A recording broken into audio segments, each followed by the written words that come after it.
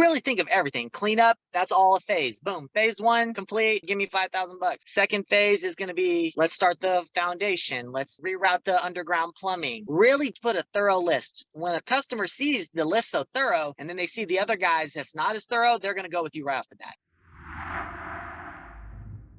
In terms of pricing jobs correctly, what would be some tips that you could give people? One about pricing jobs correctly, and then kind of another along the same lines, estimates, charge, don't charge, and why? Well, we generally, for the stuff I do, since they're smaller, I don't need to charge for an estimate. I can get one out to you quickly. And I've done so many on QuickBooks is what I use, that I can reuse them for templates. So don't ever get rid of your old stuff. If you did a bathroom remodel estimate last week and the job didn't come through, and then another person asks you for one, pull that one up, duplicate it, and just make the adjustments. That way you're not doing the same thing, retyping it over and over and over again. Before you know it, you'll have a template for every kind of job and you'll knock them out. I've had trouble trying to charge for them before. It's not that easy. There's too many people giving out free ones. For me, I would say don't fall into the price per square foot game. That doesn't work. To me, the price per square foot game was invented by huge corporations to get us to charge what they want us to charge them, because they're the ones doing all the work. Because when I've gone through those books with national averages and all that, I'm like, if I go by these prices, I think I'm going to lose my butt on this job. So what I do is I always get the materials all added up, dialed in real good, and then do it off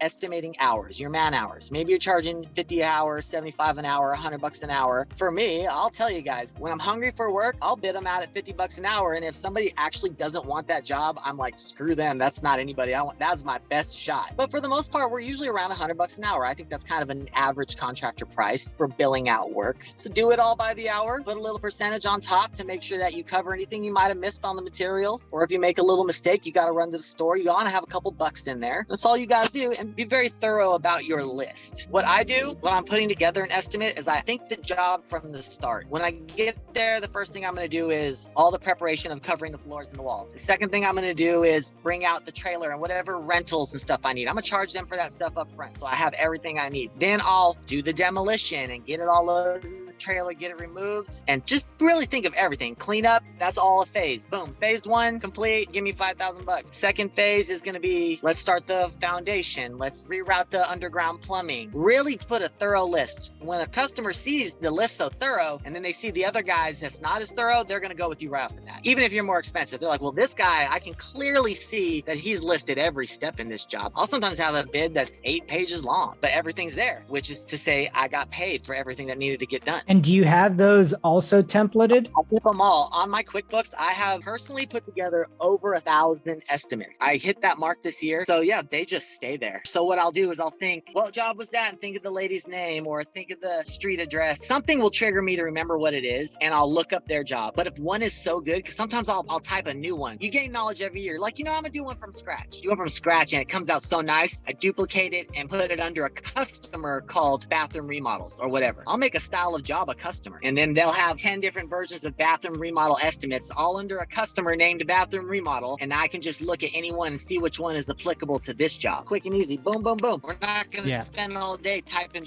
I'm only doing them Friday. I need to get 3 done every Friday to keep rolling, and that's what I'll do. Usually I'll book appointment 8 a.m., 9:30, 10:30, be home by noon, type bids till like 3, and then get off. That's amazing. And that shows the power of setting up your systems ahead of time so that you could work more efficiently, knock out what you need to knock out. Going back to your scheduling of your week, this all plays a role in that, just being very meticulous and well organized. And after a while, you figure out how not to overextend yourself. That one Friday, I took 5 bids. That was way too hard. And then you don't put enough effort into those last 2, and you don't land those jobs anyway, because you're so tired and fried from a long day, and you got to get them done. And then you're like, oh man, I'm just going to throw her a number. And then like, oh, I didn't land that job. So you're better off, quality over quantity. It's always quality over